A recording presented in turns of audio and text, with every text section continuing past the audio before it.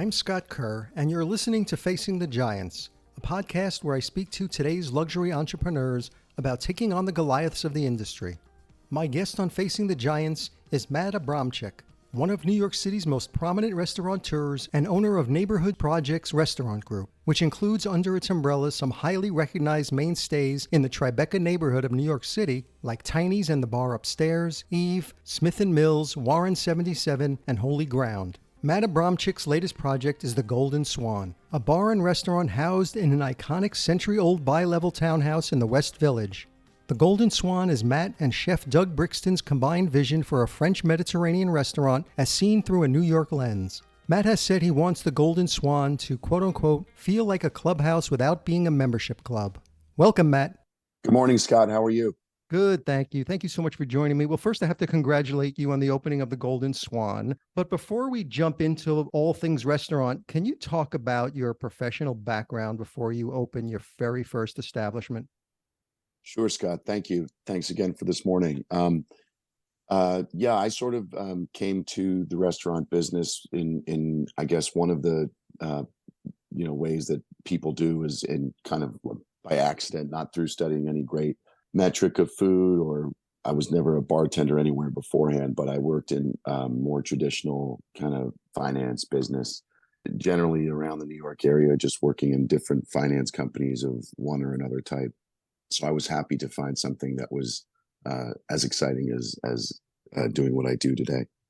And your foray into the hospitality business was in 2006, leasing the old abandoned Beatrice Inn in the West Village, which was once a speakeasy, then it was an eatery, and you turned it into one of the hottest spots in the city. And in the mid-2000s, the Beatrice Inn ruled as this subterranean bar for fashion designers, editors, stylists, and celebrities and young socialites. You called it our land of misfit toys. Can you tell listeners what New York nightlife was like back then and why the Beatrice Inn was so popular? Yeah, absolutely. It was really the most fun time in my life.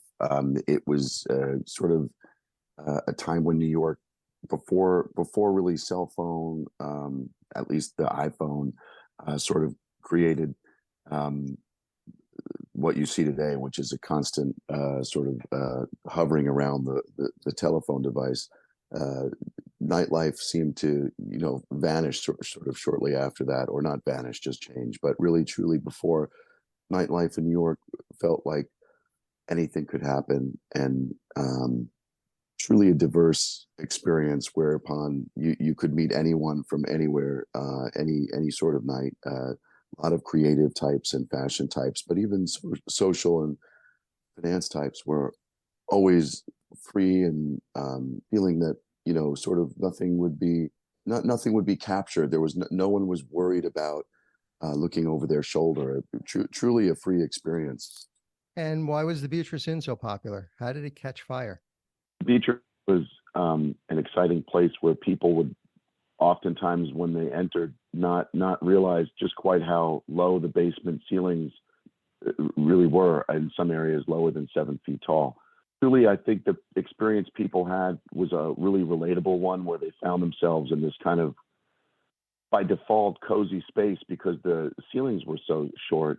And so the way we art directed it, it had the feeling of a kitchen with a little library or den room, small room painted in pink to the right of it, and a kind of a living room, which was also obviously low ceilinged and had these large deco built in, sort of tiger wood and black leather, in a powder blue room. And then we had this upstairs area enclosed, which had a higher ceiling and was a checkered floor that was, we had a disco ball back there, and that was a place where people would dance. How long was the Beatrice Inn open for, and why did it close? Well, it actually closed because of those ceiling heights. In the end, the building department felt it was too funky to go down there for most folks, actually. But it was one of these places where you could meet anyone, and you could sort of there was such an excitement around it that oftentimes the place was so full that eventually we just couldn't. People were having too much fun. They just had to they had to close it down. And soon after you reopened the Beatrice, you branched out into the Tribeca neighborhood and dotted your thumbprint across it with a number of popular spots, including a summer day cafe, Holy Ground, Smith and Mills, Tiny's and the bar upstairs, Warren 77 and Eve. What was it about the Tribeca location that you felt was prime for growing this small restaurant and bar fiefdom?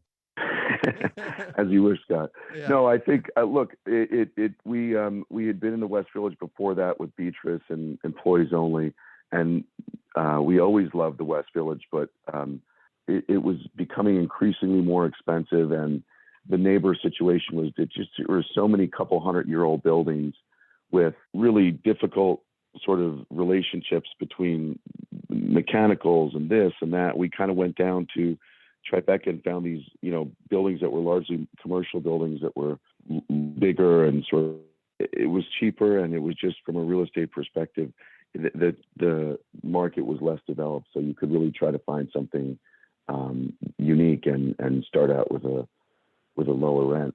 I also lived in the neighborhood at the time, so it's a natural place to start from is where you live. And when we moved down to Tribeca, it felt like sort of like the frontier was wide open because of the availability of space and just having bigger space than the West Village. It felt sort of natural, and looking at the community at large, it just seemed like Tribeca at the time didn't have a lot of places that were like what we did, and so we sort of just naturally kept developing these different personalities of venues that my friends and I who lived in the area wanted to sort of inhabit ourselves.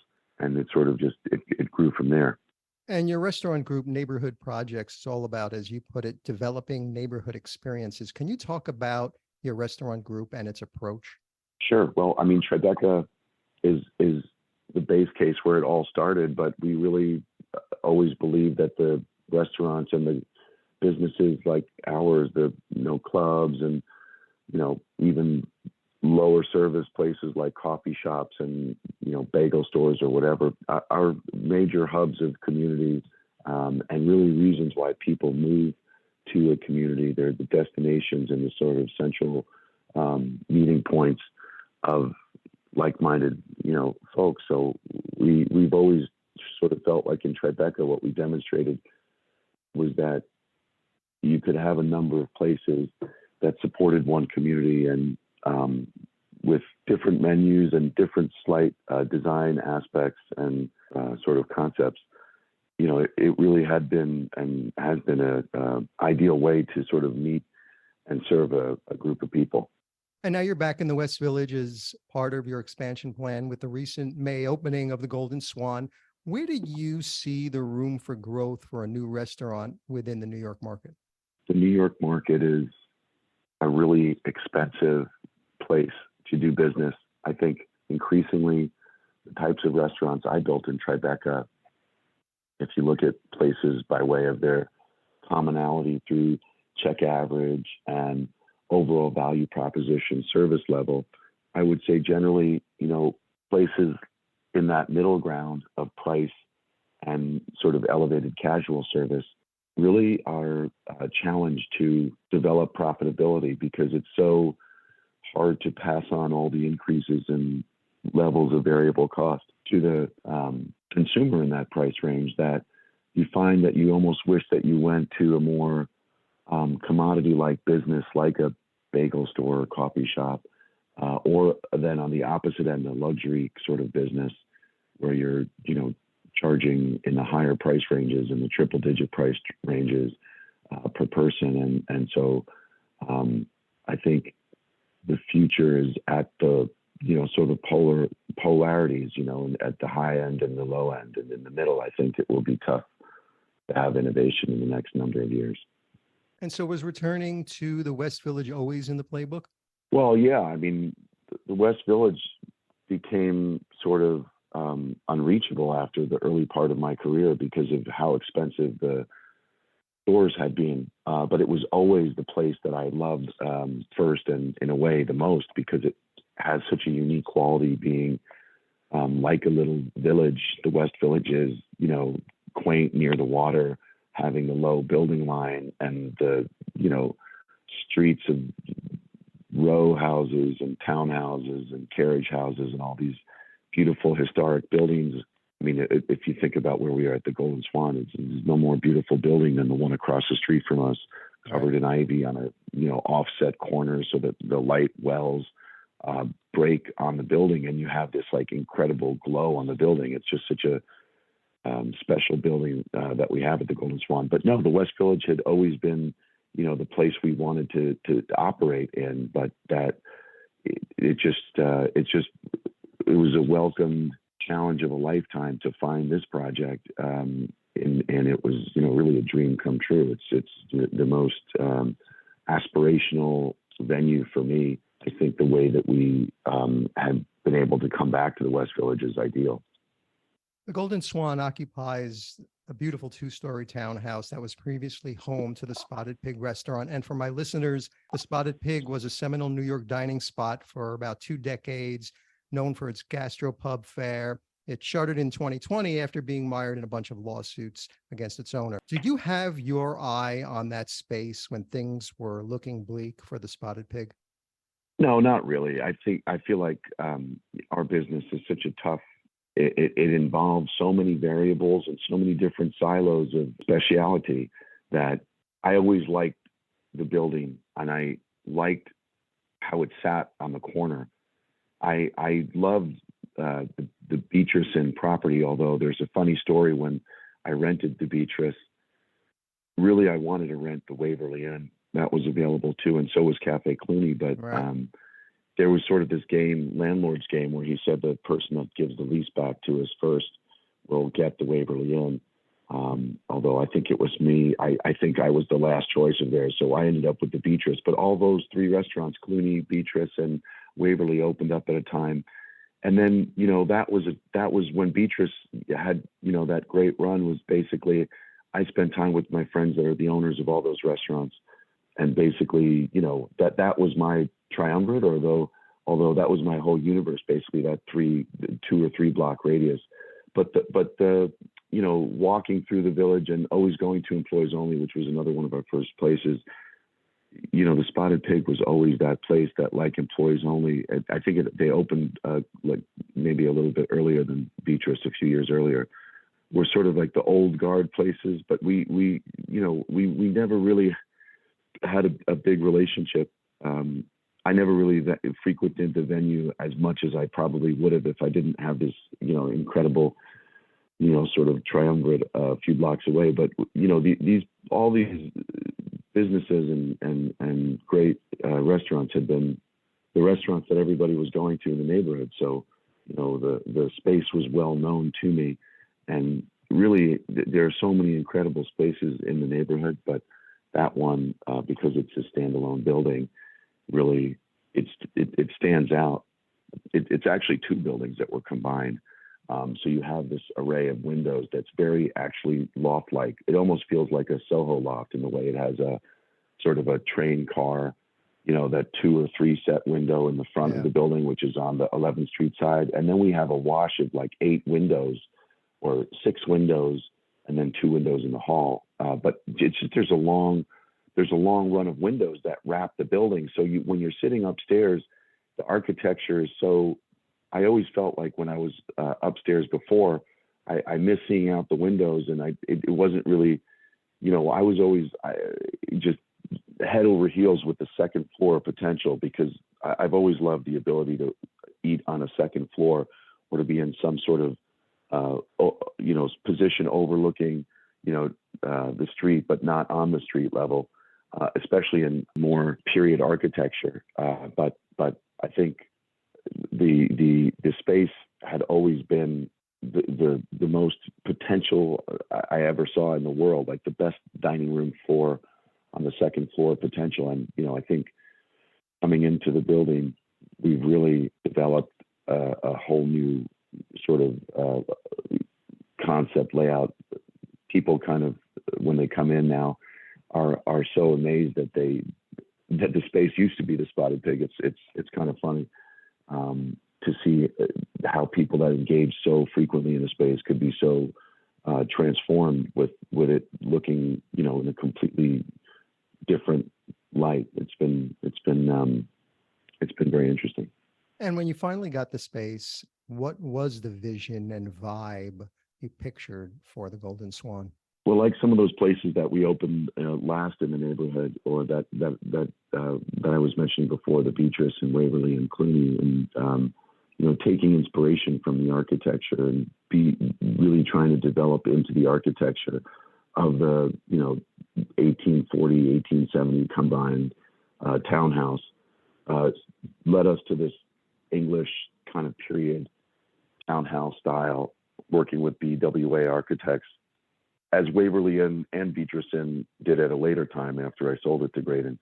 But the design style definitely came from the bones of the building. And so we developed into this like English wood-clad dining room, classic pub room with Scarpa-inspired marble floor design, and then Zellige Moroccan tile design above, really trying to develop the building into a sort of classical array of what you would sort of dream up if you were walking into a perfect,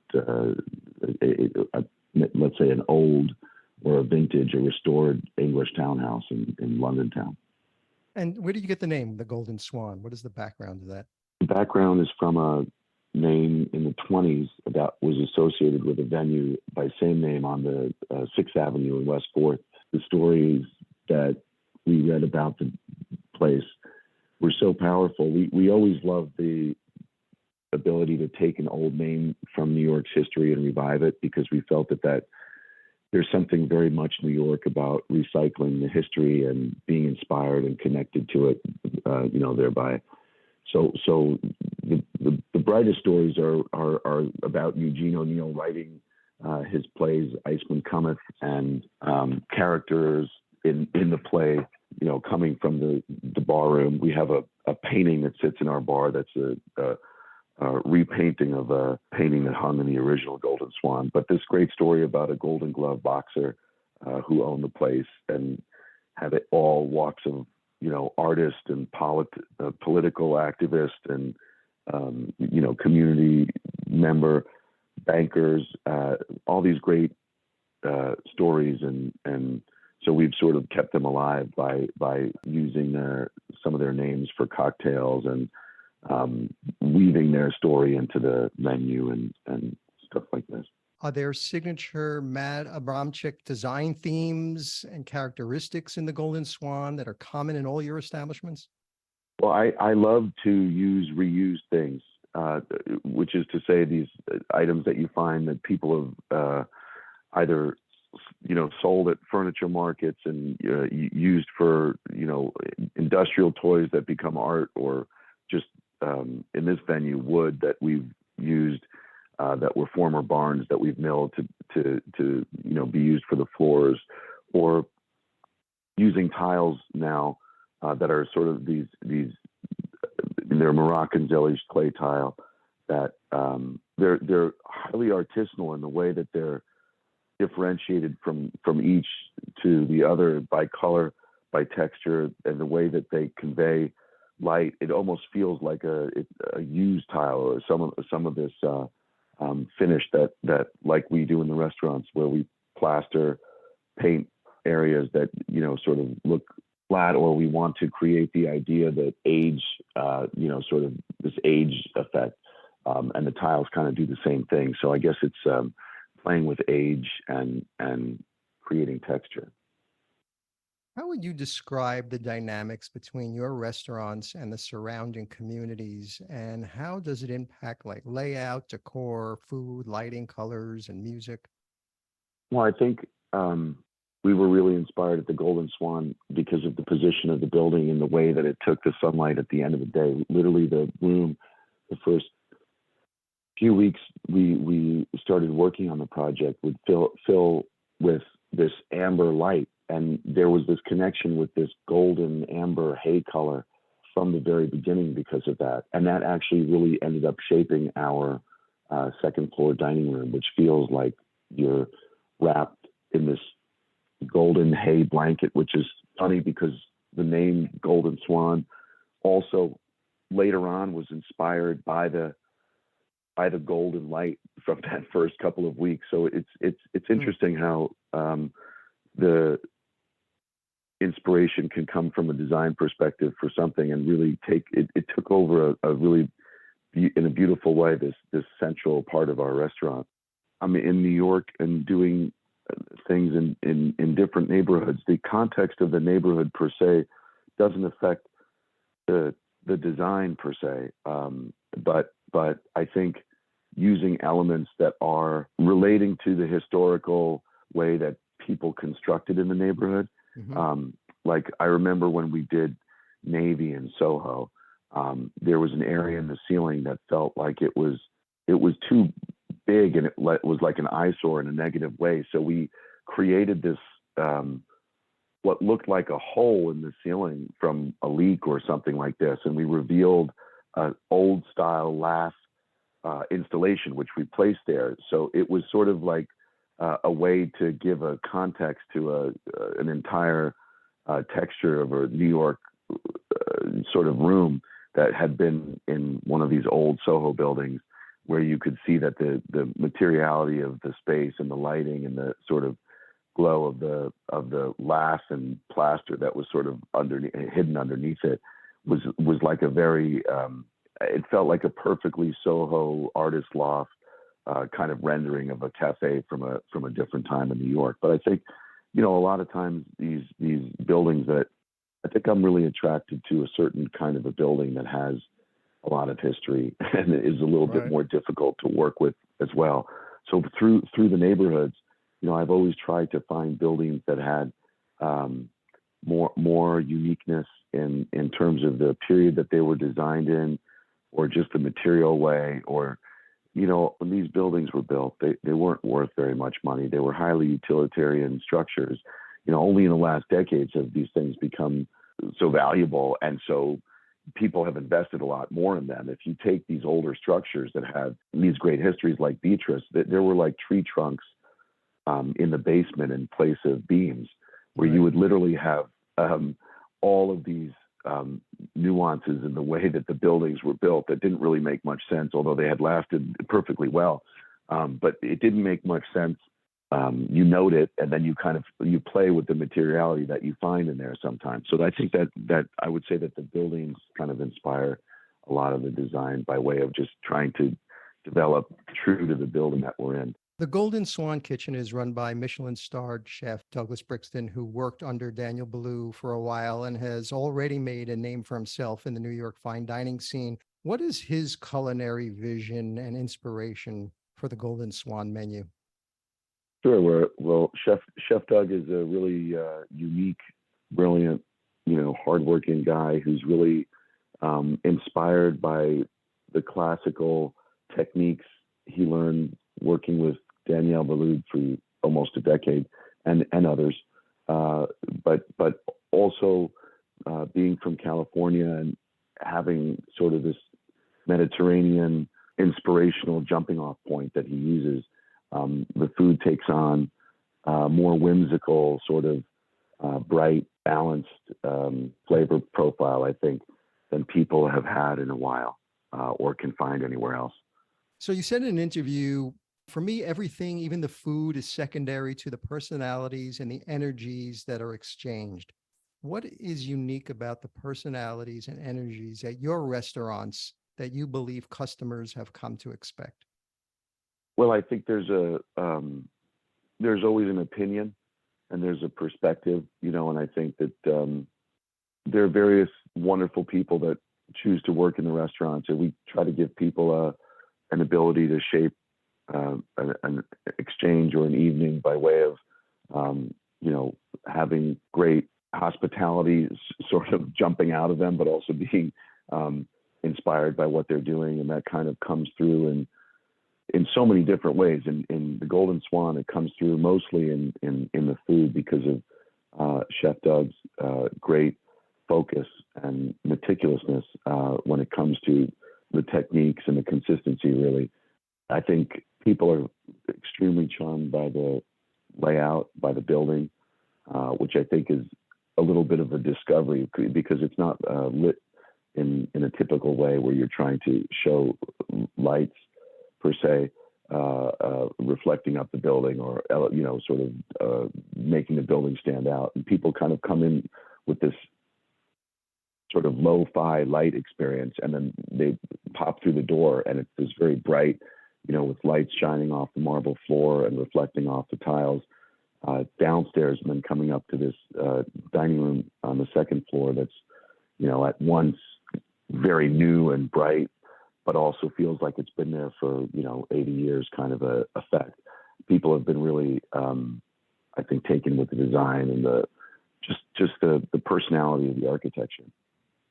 TikTok's impact on restaurant sales is already undeniable, following in the footsteps of Instagram and Facebook as important food marketing tools. And for many businesses, investing time and money into a TikTok page or having TikTok influencers broadcast the restaurant's food to their own followings is translating into real life impact for both new and legacy restaurants. Are you using TikTok or any other social media platforms as a discovery tool for diners? At the Golden Swan, we really allow the diners to use their own social media tools. We're not doing that right now. We really want to concentrate on developing the consistency and the brightness of each evening, and very much focused on the presentation within the architecture. As far as social media goes, we're very happy and flattered that people want to post things, and I think at the end the space is so unique and bright that it's great to see people inspired by the design and sort of the elevated dining and beautiful food and cocktails that we have. And I think that's a strategy, I guess, in and of itself, I suppose. Almost 3 years since the pandemic happening, the restaurant sector is still facing labor shortage problems. Chefs and restaurateurs in New York City have had to shorten their work weeks to fewer than 7 days, citing labor shortages. Others are changing their business practices to attract new employees. Has that been a challenge for you?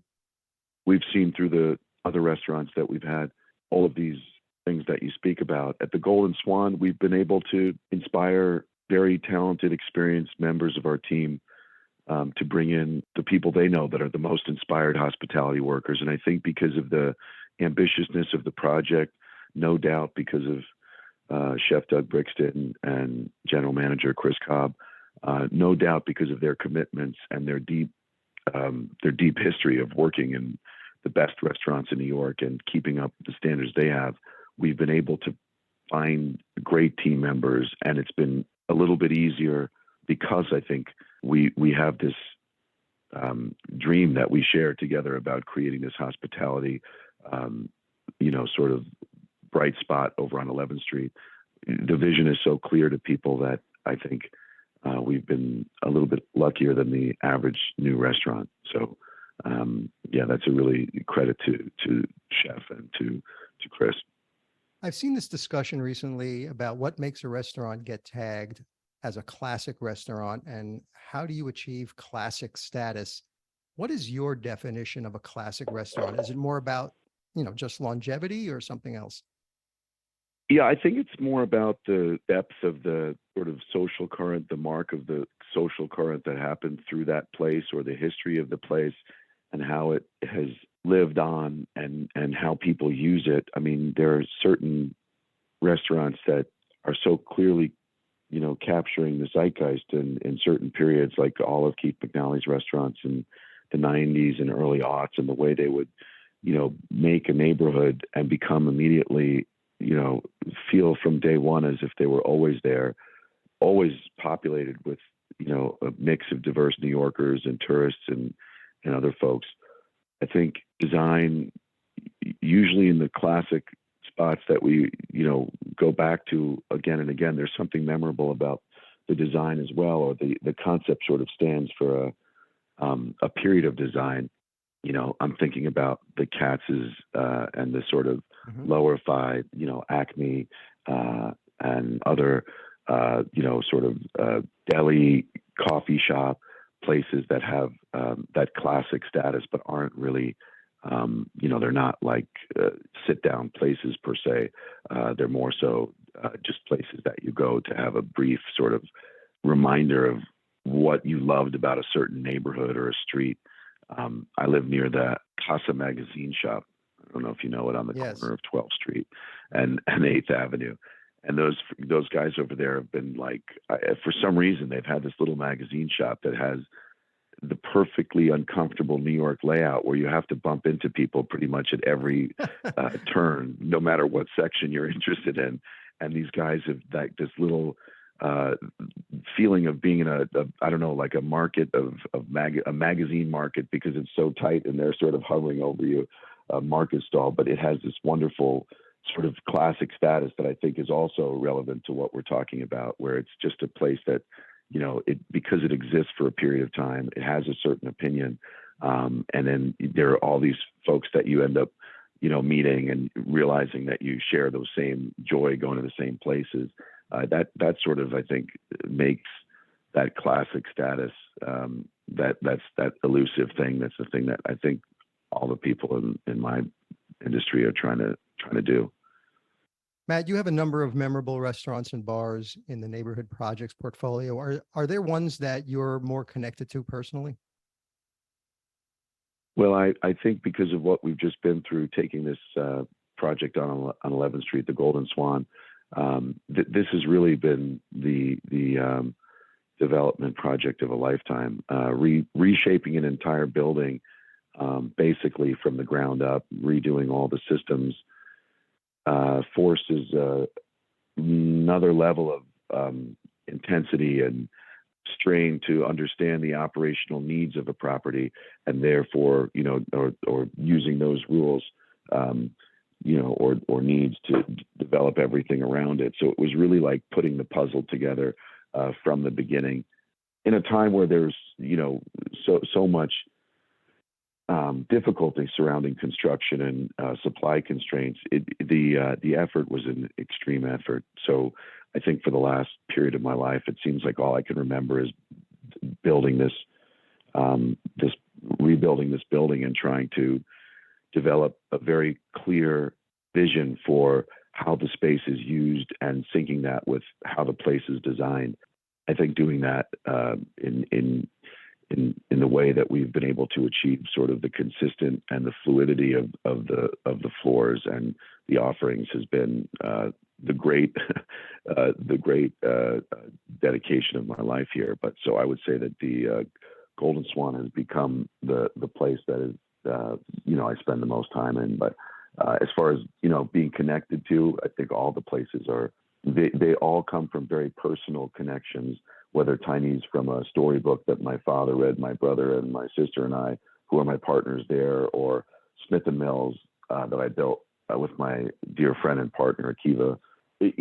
Very personal life moments shaping us, inspired by Moto in Brooklyn, where we would go and just kind of dream about opening a small place. And I still remember all the learnings of doing your first place in a 300-year-old carriage house that was zoned a garage, and making that, real estate dream a reality. And I guess that's always been part of the very personal side of it for me, is the real estate acquisition and development and creating that story for the space. I know you're focused on the Golden Swan right now. Is there anything you could tell us about future neighborhood projects?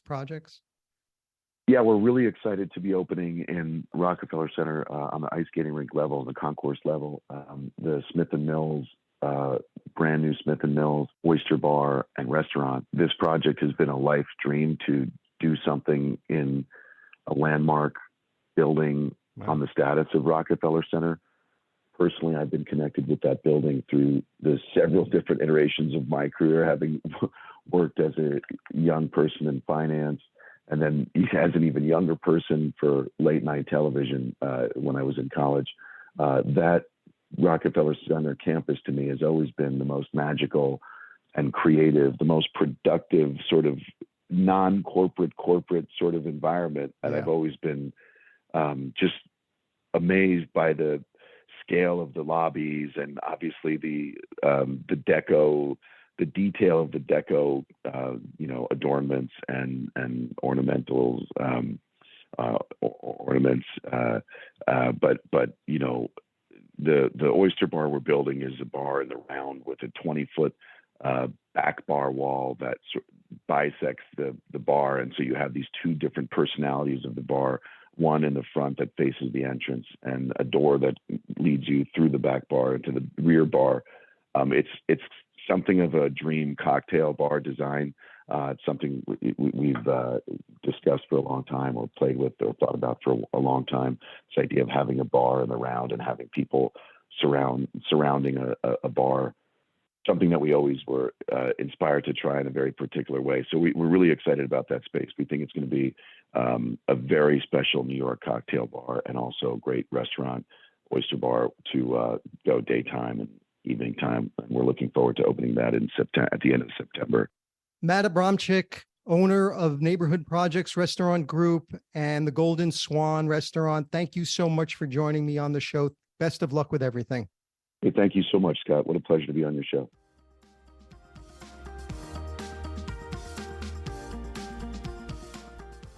Thanks for listening to this episode of Facing the Giants. Please tell a friend about the show. Now that you know this show, go check out my other podcast, The Luxury Item. It's a podcast on the business of luxury and the people and companies that are shaping the future of the industry. You can find The Luxury Item wherever you found this podcast. Facing the Giants is a production of Silvertone Consulting. I'll be back soon with another episode.